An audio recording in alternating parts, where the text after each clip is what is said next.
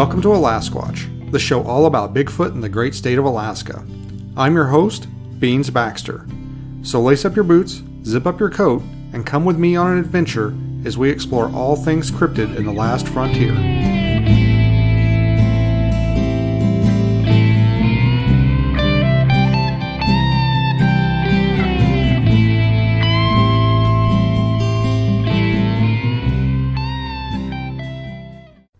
Greetings, Alasquatch listeners. I hope this finds you safe.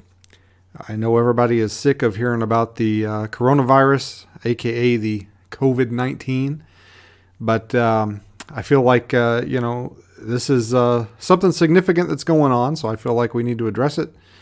I am safe. Everybody I know so far is safe. I don't know anybody that has it, although I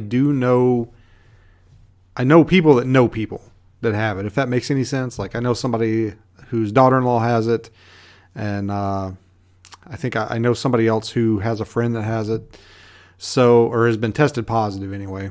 A lot of weird stuff going on right now. These are strange times. I can just, all I really have to say about it is, I just urge you all to please follow the guidelines that are out. Don't go out unless you really have to. I see a lot of people breaking that rule. I've seen a lot of people, speaking about Alaska specifically, up here, we're kind of in a unique situation in this, where we could have probably stopped it cold and just stopped all flights coming to Alaska for a couple of weeks, other than like cargo flights for supplies, and probably might have been able to head it off to where there were no cases up here. They didn't do that, and they still haven't stopped all flights coming in. People are still allowed to come and go. And, I'm of two minds about it. On the one hand, I get it. You don't want to take away people's ability to travel. It's one of our rights that we have that a lot of other countries don't have, is the ability to just move around at will and go place to place with, not really any permissions or documentation or anything like that. But, it's a different time. We've got this pandemic that's going around, and I don't know what the answer is. I think, we were in a very unique position to just stop the virus from coming up here, and they didn't do it, right or wrong. And it's up here now. I think right now, I don't have the numbers directly in front of me, but I think right now we're at right around 60 some cases, and it seems like it's growing a little bit every day. We don't have any in my town right now, but there's kind of a caveat to that. Technically, there is one that's listed through the CDC guidelines as being in my town, but the person that has it is just a resident of my town and is not actually in my town and did not get to my town with it. They traveled into Anchorage, and I guess when they got off the airplane, they were feeling kind of sick or whatever. They went to the doctor and self-quarantined, and they turned out to have it. And they've been in Anchorage the entire time and never actually made it onto the Kenai Peninsula. So that's kind of unique. Also, Alaska, as of right now, does not have any deaths from COVID-19, but that's technically not true. There was an Alaska resident that died from it in Washington, and according to the CDC guidelines, that counts as an Alaska death somehow. I don't know. It's the federal government, so there you go. I don't understand how or why it works like that, but it does. Seems kind of strange to me. By those rules, since I'm an Alaska resident, if I go to Africa and contract malaria and die, according to the CDC, does that mean Alaska had a malaria death? I don't know. It doesn't make any sense to me. I'm sure it's like that for a reason. Just last week, the governor mandated that all people returning to Alaska from the lower 48 are to self-isolate for 14 days. it's a mandate, but I don't really know how they're enforcing it. Basically, they're just telling you, hey, when you get out of the airport, go to your hotel room or your residence or your friend's house or wherever you're going to be staying and stay there for 14 days and don't leave. Not really any official, I guess, documentation or enforcement going on that. Again, I don't know if it's right or wrong, but that's the way they're doing it. I think most of the cases we have up here are travel related. There's a few that are not. And by that, I mean, somebody traveled, came here, their case is travel related, but the people that they had contact with through their day-to-day lives and infected, those are not travel related cases because they got them from a person that was here. So it's interesting. It's interesting time. I hope you guys are staying safe. Listen to the guidelines, do what they say, minimize your contact with others for now. Honestly, for me, it's not that big of a change. I'm an introvert. I don't go out a lot. I don't socialize a lot. On my days off, I'm either at home or in the woods. I don't really, I may go shopping here and there. I may, go out to eat every now and then, but for the most part, I don't go to parties really. I don't go over to friends' houses. I don't do stuff like that. I stay at home, and mind my own business pretty much for the most part. So, I can't imagine how people who are very social are getting through this. I guess they're spending a lot of time on FaceTime or something. But literally for me, I have made almost no changes in my lifestyle except they've changed our schedule on my day job. We're now working like week on, week off, which when I first heard about it, I was thrilled. And then I realized that on the week off, I'm literally on call 24/7. And that means I can't drink and I can't be more than an hour away from home or my job. So that means I can't really do anything. I can't go squatching. The place where I like to go is about an hour and 45 minutes away. So that put the kibosh on that. And, I don't really drink that much anymore anyway. So that kind of took that option away anyway. But here I am. I think as of right now, I've watched 4 out of the 7 Police Academy movies on Netflix. And I've worked on my book a little bit. That's right. Beans is working on a Port Chatham book. Actually, it's not all about Port Chatham. It's about the Kenai Peninsula, but a good portion of it is about Port Chatham. So I don't know when that's going to be done. I'm actually in the very early stages of it. I think I'm on chapter 5-ish or 6-ish. So I have to write the rest of that, get it proofread and edited and all that good stuff before it's ready for publication. Haven't quite decided if I'm going to submit it for publication or if I'm just going to try and self-publish it through Amazon or something. I don't know. I'm kind of of two minds about it. If any of you guys have any experience publishing your own books, let me know. What do you think is the best way to go? I understand that self-publishing, there's a little bit better profit margin, but you're also kind of limited as to the exposure of your book. It's pretty much, you can just get it through Amazon.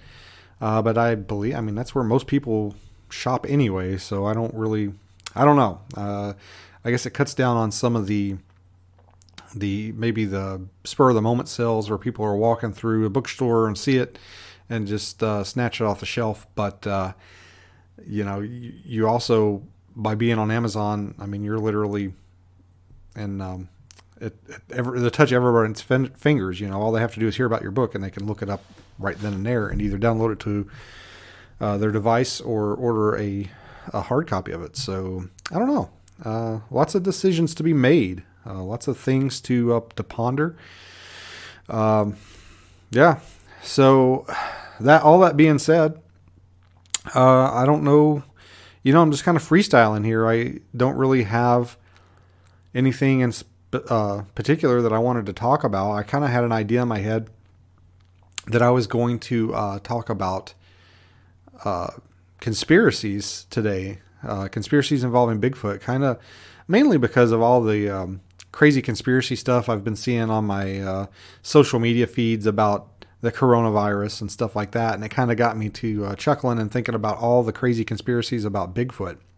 So I kind of thought that I would just riff a little bit about conspiracies and conspiracy theories today. And it's not necessarily specifically Alaska related, but I like to talk about different topics and expand things. And last episode was all about Alaska cryptids, so I figured I could get off with an easy one today. And plus, we all need a little distraction to get away from current events. So when it comes to conspiracies, when I was younger, I was really on board with a lot of conspiracies. I would read about things and I would think, man, that's got to be true, and that makes sense. And kind of as I get older, I just things just kind of, they don't seem as plausible to me anymore.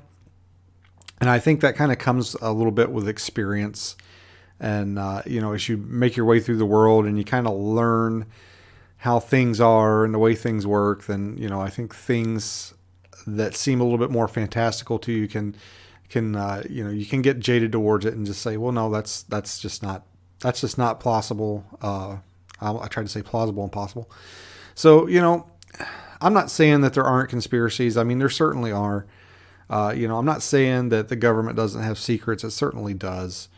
But I think a lot of the more fantastical conspiracies just don't hold a whole lot of water. What people forget, and I'm going to touch a lot on government conspiracies when I talk about this. I've said this a few times before. I've worked for the government pretty much my entire adult life. Pretty much from the time I think I was 21 until right now. I have worked for the government in some capacity or another. I've worked, for the Department of Defense, for local county governments, for city governments, state governments. I've worked in some kind of governmental capacity for years and years and years now. And pretty much since I joined the military, I don't think I've had a job that wasn't government. Oh, no, that's not true. I did have like a little retail job right after I got out of the military. But I've worked for the government a long time. I've been, around. I had a security clearance when I was in the military. And, I just have to say that people like to imagine the government as this shadowy, puppeteer kind of thing. And they lose sight, the government, ladies and gentlemen, the government is you, okay? It's your friends, your neighbors, your family, the people in your town. It's made up of people around you that live in your cities and neighborhoods, that shop at the same stores that you do. They partake of life just like you, only they may hold an office of responsibility.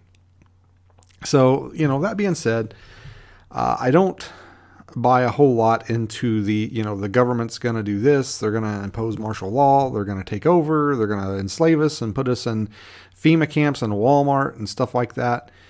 And I'll tell you, the kind of bluntly, the government wants you to keep working and paying your taxes. They don't want to enslave you, because then if they do, they're not going to get paid. So I don't read a whole lot into that kind of stuff. Now they may tax you into oblivion to take your money, but they're not going to round you up and put you in a Walmart parking lot and then have to feed and clothe and give you medical care for no reason. That doesn't make a whole lot of sense. There's not a lot of profit in anything for anybody in that. So I think you kind of have to look at where's the bigger profit margin here? If I keep working and slaving on my day-to-day life and paying my taxes, or if I am confined to a Walmart parking lot. That's just my opinion, though. I am sure there's going to be plenty of people that disagree with me, and they're going to come up with all these reasons why I'm full of crap and the government is going to hurt us all up and put chemicals in our body and, I don't know, trade us to the Space Brothers for, some kind of space age material. I don't know.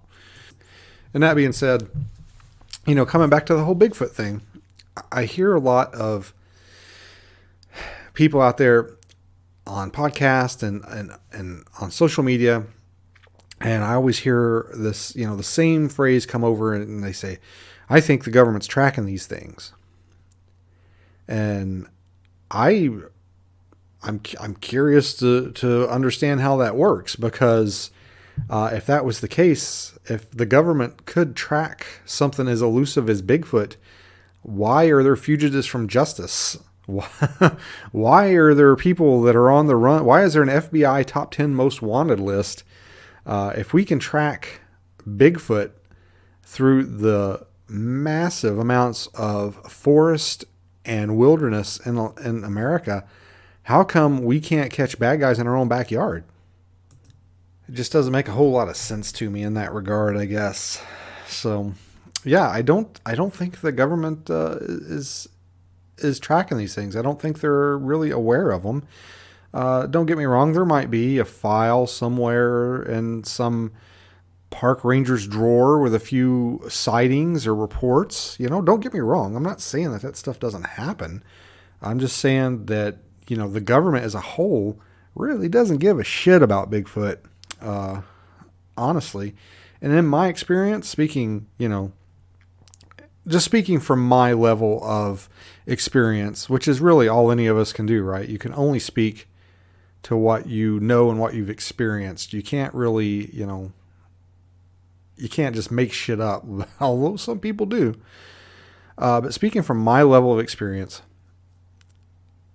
the government, especially, anybody that's in any position of authority, like a chief of police or, anything like that, in my experience, it just thinks it's hogwash. It's a bunch of baloney.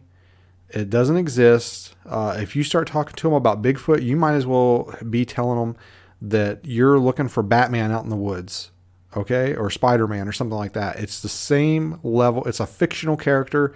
Doesn't exist. It's not real. And you're crazy. And with that being said, I'm sure there's some out there that have had their own experiences and do, or they either believe or they're open to the possibility, but they're not really going to talk about it because, they're afraid of ridicule. They don't want people to know about it.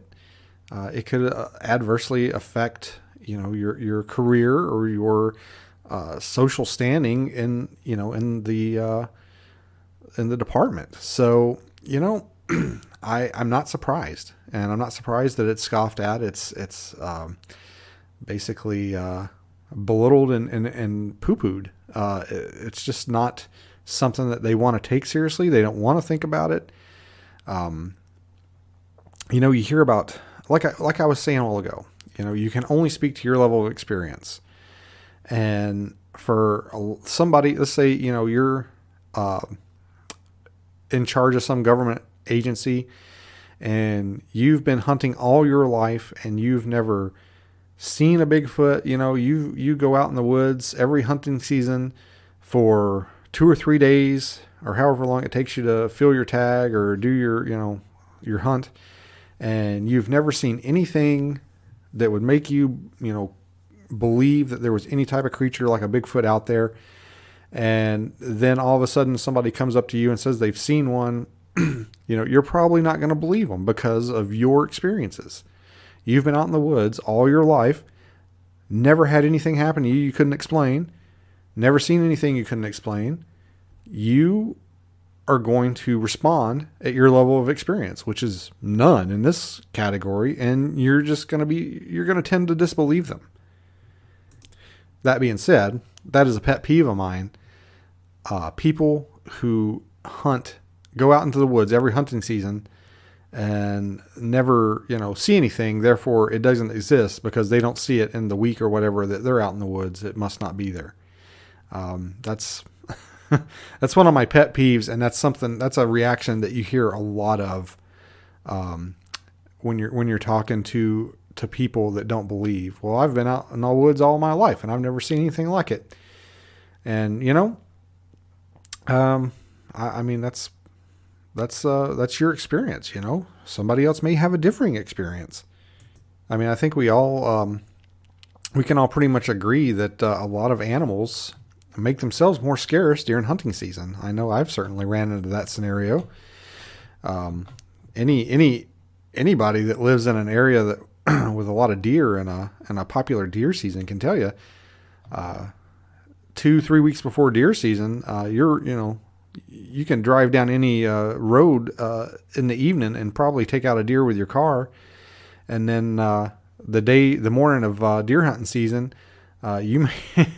you couldn't find a deer anywhere in the woods, on the roads. It's like they crawl underground and hide. So I don't know. I'm just speaking from my experience levels. And I just don't think the government has the ability to track something like a Bigfoot or a Sasquatch. And if they did, I don't know. I just don't understand. Why would they?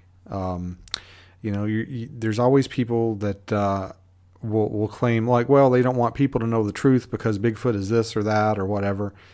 I don't really think we need government interference for that, because I think they're doing a pretty good job of staying scarce without the government. So I don't know.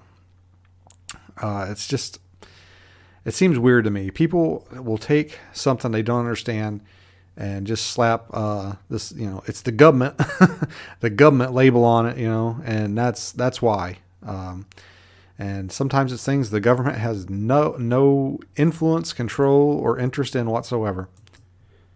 And that being said, the government, I personally, I feel like the government has no interest whatsoever in keeping Bigfoot or Sasquatch a secret. I don't think there's any motivation for it.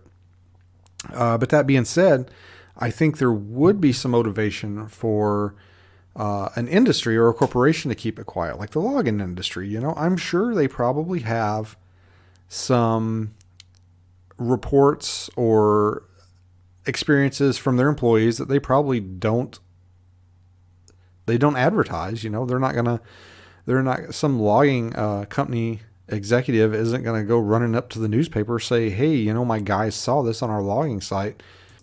Because again, like I said earlier, where's the profit in that? You have to kind of look at this thing from the basic human needs of hierarchy. Okay. So people need money. They need money to survive. So if the existence of Bigfoot might influence their revenue stream, yeah, maybe they might be motivated to keep it quiet. Maybe they might have a reason to not share things about it. Otherwise, I really don't see a need to keep it quiet other than fear of ridicule or something like that. I think you kind of have to look where there's where would it be important to keep something like that private? Don't think the federal government would really care one way or the other.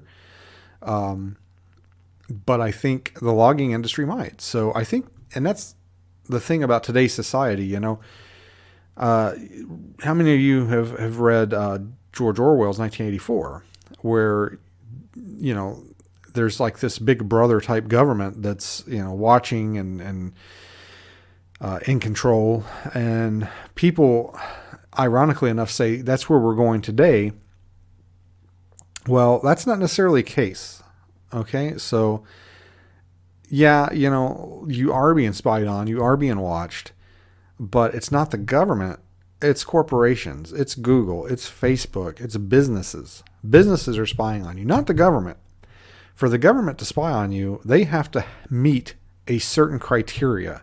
They have to basically present enough probable cause to a judge to have a judge sign a warrant to be able to spy on you. They have to be able to articulate that you're a suspect of a crime, or they believe a crime is being committed, and have a judge sign it in order to get a warrant or a court order to spy on you. For Facebook, Google, Twitter, all those other, all you have to do is click yes on the licensing agreement, or the what is that thing called, the terms of service, folks. That's all you got to do is just click yes. No judges, no warrants, no court orders, no Department of Law involvement whatsoever. You just click yes, and those people are spying on you. If you don't believe me, try a little experiment. Take your cell phone out, put it on the table in between you and a friend or a spouse or your partner, whoever, and start talking about something that you would never really have any need for in your common day-to-day life. I don't know. Just pick something like if you live in Florida, talk about winter tires. Have a conversation about winter tires, like studded tires, stuff like that. Have a conversation about something like that with your friend for 5 or 10 minutes. Talk about mention some tire brands. Say like, man, those I hear those Blizzx tires are pretty good for winter conditions and blah blah blah. Just have a conversation about something you normally wouldn't need or talk about. And then open your social media up and scroll through there. Especially, I think Instagram, I think, is probably the biggest I've seen for this. Scroll through there and you'll see ads for what you were talking about. Also, I've noticed I'll search for something on my work computer and go be looking through my my personal phone, my cell phone, and there'll be ads for stuff that I looked at on my work computer on my cell phone, on my Instagram feed. And, that stuff is kind of creepy. I try very hard to keep my personal life off my work computer, just because of the nature of my job. All my work electronics, like my work phone, my work computer, it can be subpoenaed basically in the court. So I try not to do anything personal on my work computers, but yet somehow I get ads for things that I looked at on my work computer on my personal cell phone. So that's just weird. I don't know how they would do that other than it's some kind of tracking software or something. I don't know. They're like, hey, this guy is in the same room or vicinity where somebody is searching for this. I don't know, but it's kind of creepy, and I don't like it. So that being said, I'm not saying the government's your best buddy and you should love your government, although I'm pretty pro-government, but it's the corporations you got to watch out for today, because they want your information. They use a lot of technology that you wouldn't even think of to follow you around your day-to-day life, so they can sell your data to companies and market things to you. So I guess my point to all this is we need to get Bigfoot a cell phone so that we can spy on him and track him. For those of you out there that have ongoing a gifting site set up and going, go buy Bigfoot a new smartphone and leave it out there for him fully charged. But anyway, I don't know, folks. I just, in my opinion, I don't think there's any grand government conspiracy to keep Bigfoot out of our lives. I think he does all that on his own. He, like the meme that's going around says, he's the king of or the champion of social distancing.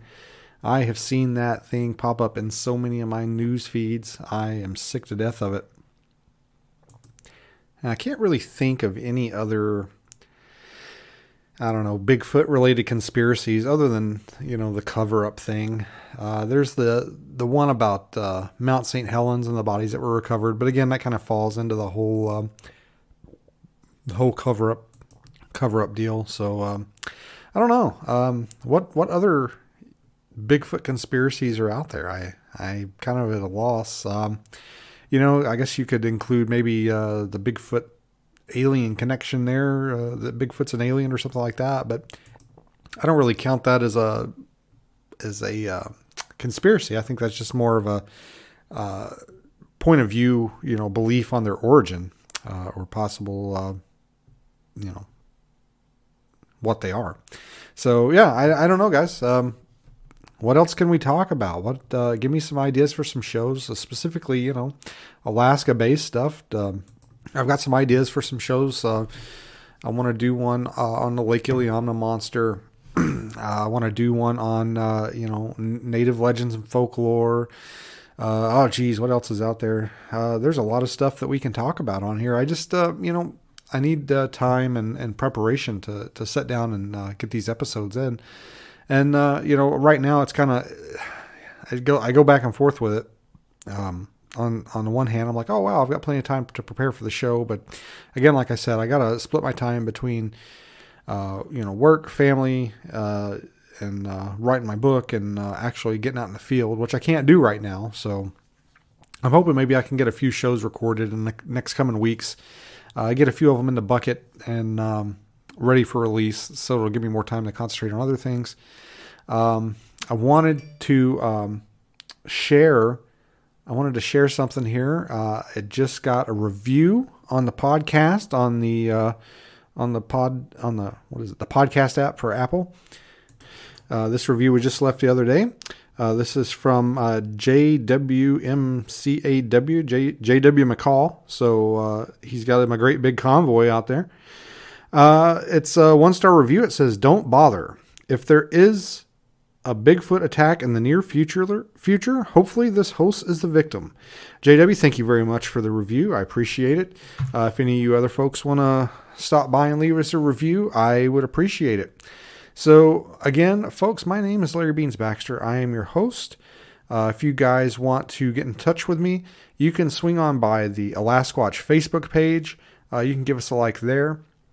You can also email me at alasquatch@gmail.com. You can also find us on the Kenai Bigfoot Kenai Bigfoot Research Group page. And you give us a like there. There's some cool photos and stuff up on that page. Also, I want you guys to be safe out there. Be careful. Listen to the guidelines that are coming through. If you think you're sick, please stay away from people. And keep it squatchy. Drop me an email if you're bored. If you're spending some time in quarantine, tell me what you want to hear on the show. Let's see what we can get going here. Maybe we can get something cool Alaska related. If you've had an Alaska experience, maybe you can come on the show and share it. We'll get going. So anyway, guys, thanks for tuning in. I appreciate it. And just be safe out there, okay?